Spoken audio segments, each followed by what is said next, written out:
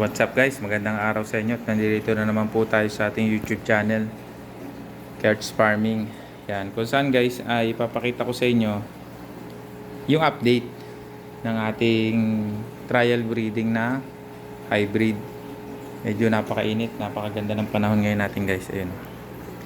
So ipapakita ko sa inyo nga pala guys yung parents. Ito. Red Sin. Pinag-iwalay ko na sila guys.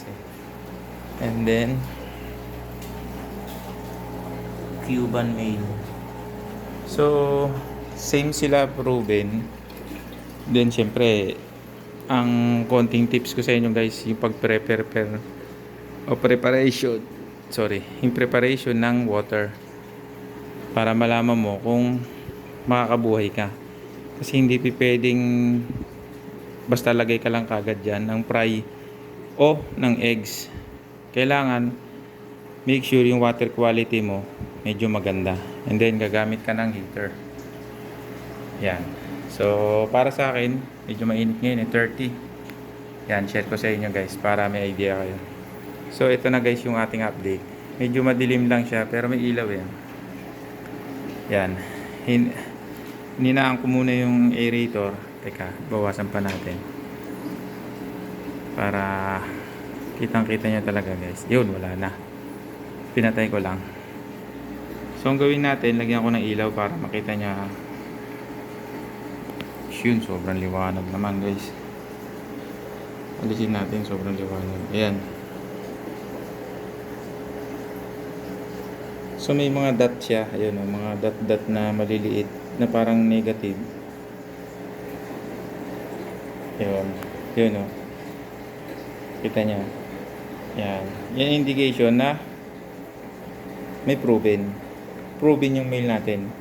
I mean, makaka-breed tayo. Actually, meron na ako nakita ng regulars kanina. Ayun o. Doon sa gilid gumagalaw.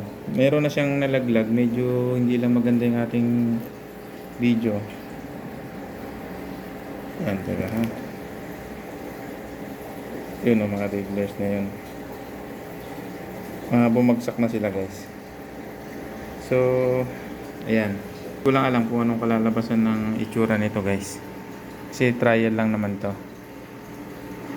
Kaya, abangan nyo pag malalaki na to guys. Pero, kung makabuhay ito ng madami, magse-select tayo. Or hybrid process pa uli. Ayan, meron na. Dun. May regulars na guys. So madami na yun eh. Kaya maraming salamat sa inyong suporta guys. I-update ko kayo next time pagka ito'y talaga nakakalangoy na sila. Pag maganda na yung lahat. Pag naalis na natin tong clay pot natin. Sige guys, thank you and God bless.